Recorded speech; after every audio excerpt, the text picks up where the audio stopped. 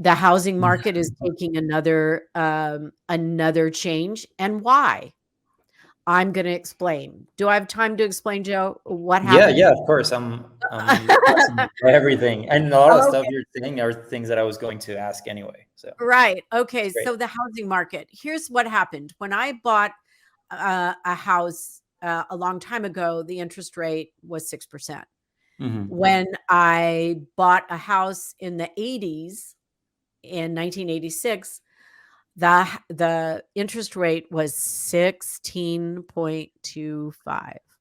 1986. So everybody who wants to blame Jeez. someone, go to 1986. That is when my interest rate was 16.2%. I got to refinance 2 years later, 3 years later at 11%. By the time I sold the house, my interest rate was 6.5. So in the Mm. 80s, when they talk about interest rate and what was going on at the time, and the chair of the federal, what is that guy?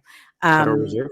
yeah, the Federal Reserve guy, 16.25%. So anybody who's saying, "Oh, it's at 7%," you should have tried to buy a house back then, and housing prices were rising in the 80s and the interest rate was high. Now what we have like plummeting housing prices because the interest rate is rising.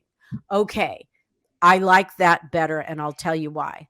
When Hmm. we go into a market where people are bidding on houses and paying, two, 300, 400,000 more than the house is worth, Hmm. and we can have a whole discussion on how you determine what a house is worth, and it's really location, location, location, as they always say. But when interest rates go up, people cannot negotiate payments.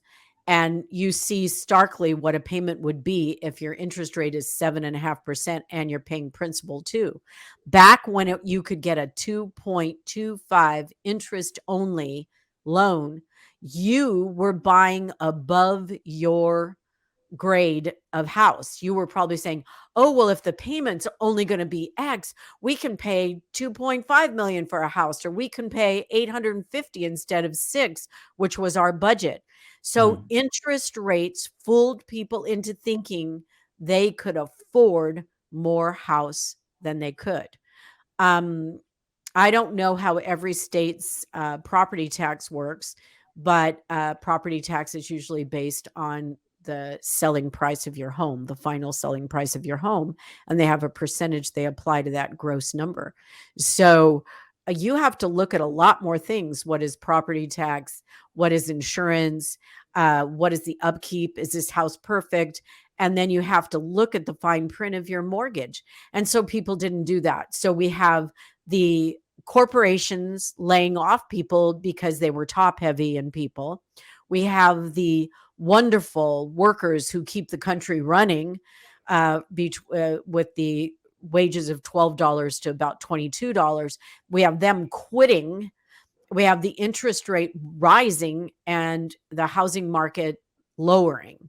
So we have three things going on all at one time, where we Hmm. usually don't have all three things happening at the same time. Um, and that's why everybody's saying, "Oh, look out, look out, look out, look out." Can I predict what will happen with all three of them?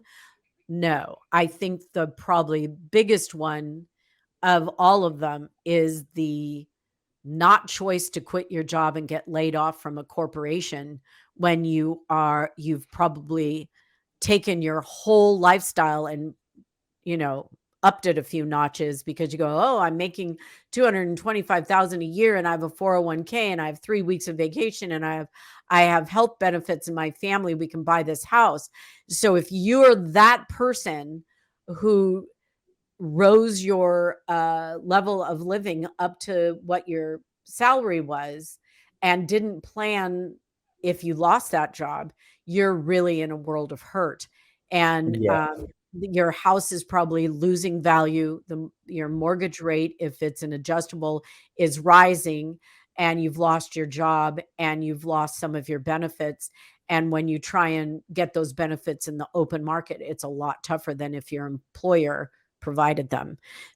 I also want to say that there is a real problem, and I mean this, where people don't go in broadly. They go in Mhm. with tunnel vision when they get a good position and they're spending and they're buying and they're saying, "Oh yeah, this will last forever."